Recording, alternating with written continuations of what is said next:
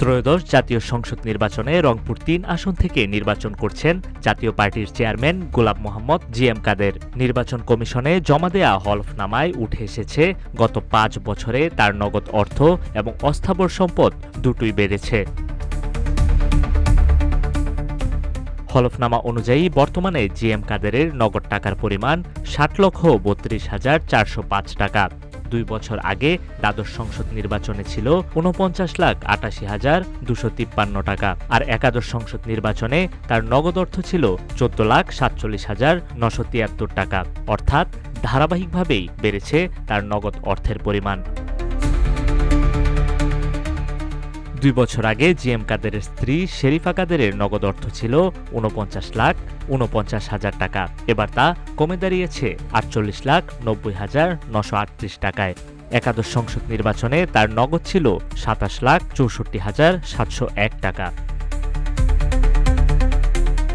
GM কাদেরের ব্যবহৃত গাড়ির মূল্য দেখানো হয়েছে ৮৪,৯৮,৪৭৫ টাকা। তার স্ত্রীর নামে রয়েছে ৮০ লাখ টাকার গাড়ি। লালমনিরহাট ও ঢাকায় নিজের ও স্ত্রীর নামে থাকা বাড়ির মোট মূল্য ২ কোটি টাকারও বেশি। জিএম কাদেরের অস্থাবর সম্পদের বর্তমান মূল্য ১,৯৫,০০,০০০ লাখ টাকা। স্ত্রীর অস্থাবর সম্পদের মূল্য ১,৭২,০০,০০০ লাখ টাকা। নিজ নামে সঞ্চয়পত্র ও এফডিআরও রয়েছে ৪০ লাখ টাকার। স্ত্রীর নামে রয়েছে ১১,৮৩,৩৬৮ টাকার।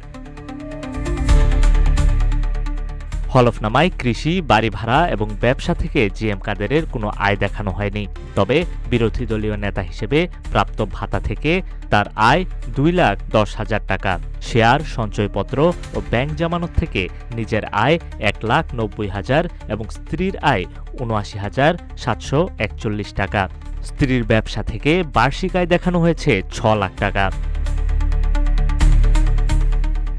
হলফনামা অনুযায়ী জিএম কাদেরের বিরুদ্ধে ১২টি ফৌজদারি মামলা রয়েছে, যা তদন্তাধীন। ব্যক্তিগত ঋণের পরিমাণ দেখানো হয়েছে ১২ লাখ টাকা।